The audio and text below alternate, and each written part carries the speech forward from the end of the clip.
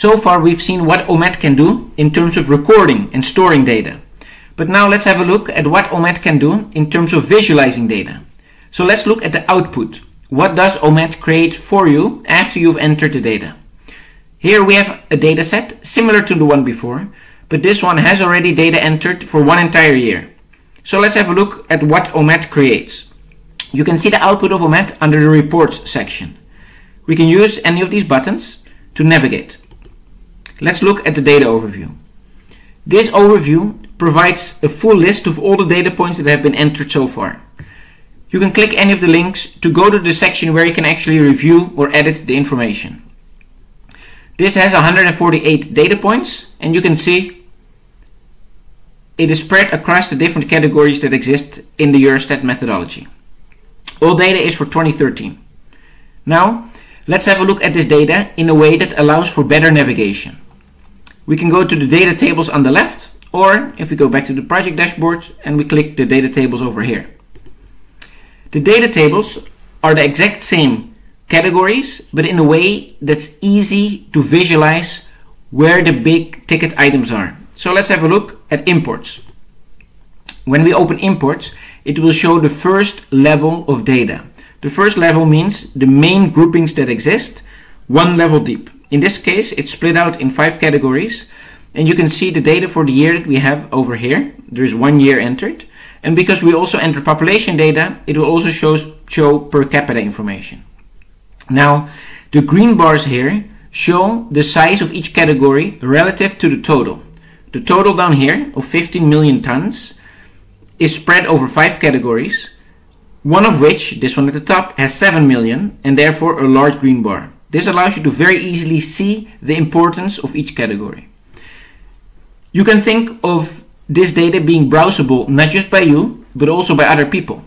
If you make your project public, anybody else can also browse the same data, and while they have no option to edit data, they can still explore your data sources and see where your data came from. So now we're looking at first level categories only, but we can also take this a step further and see information one level deeper. And you can see it now opened up, and in each category I can see the different subcategories pop up.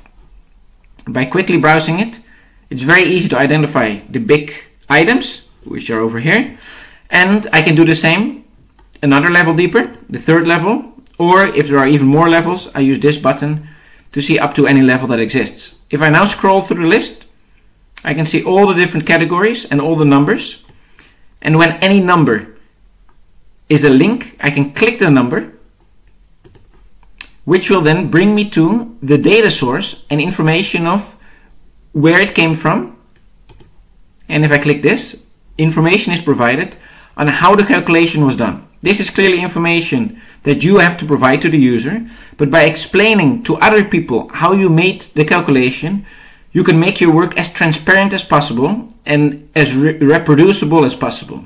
Not only should the calculation that you performed be explained here, but you should also provide any source files that made this possible. And remember, this can all be done by using the data sources options that exist in OMAT. So going back to our data tables, you can do the same for all different categories here and browse it in the exact same way. In addition to browsing the categories, you can also download data, which again would allow both you and other people to download all the data set, the entire data set, to your own computer in a comma-separated file. Now, in addition to looking at a table, you can also visualize the information in graph form. If I go to the graphs section here, I can similarly click one of the groupings, where you'll see an overview in a more visual form of the different groups. This is a main table, and if I go down, you can see for each of these groups, like biomass and biomass products, a pie chart that clearly shows what the big items are there. I can hover here to see for each one what it relates to. And at this point, these 4 or 5 graphs are shown in their relative size, which means the biomass chart, as we can see here, is a big one, is shown as the biggest one. And here's a tiny one for the non-metallic minerals. I can also decide to show all the charts in the same size, and they'll then be easy to browse. but clearly we'll lose the ease of comparing the relative size. In any case, these are options for you to explore by quickly browsing your dataset, and you can of course use these graphs in your own reports or share them with other people. Now, in addition to graphs and tables, OMAT also helps you use indicators. So in the indicator section, we can see several indicators that have been calculated by OMAT. These indicators will be automatically added to your project if you use the Eurostat methodology. And if you don't use it or you want to add your own, you can add an indicator over here. Now let's have a look at an indicator. The direct material input indicator we can open over here. It consists of domestic extraction used plus imports.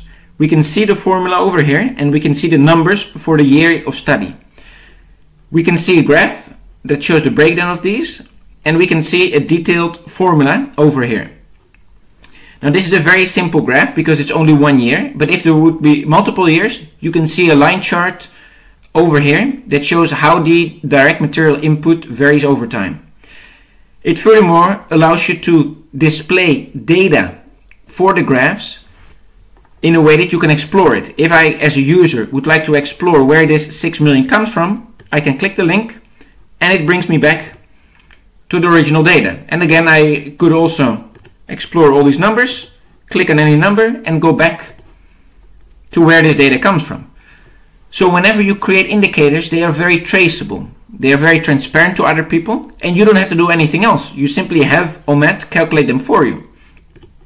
So we earlier saw that direct material input is an indicator that consists of, here we can see the formula, domestic extraction used in addition to the imports, but you can also make your own formula or you can edit existing ones. In this example, you can see that there is a special formula that says construction material consumption.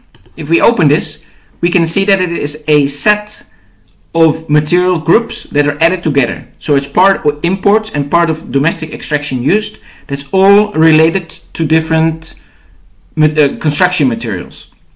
So you can see that some are added, some are subtracted, depending on whether or not they are relevant to this category. So you can see you can really create your own formula.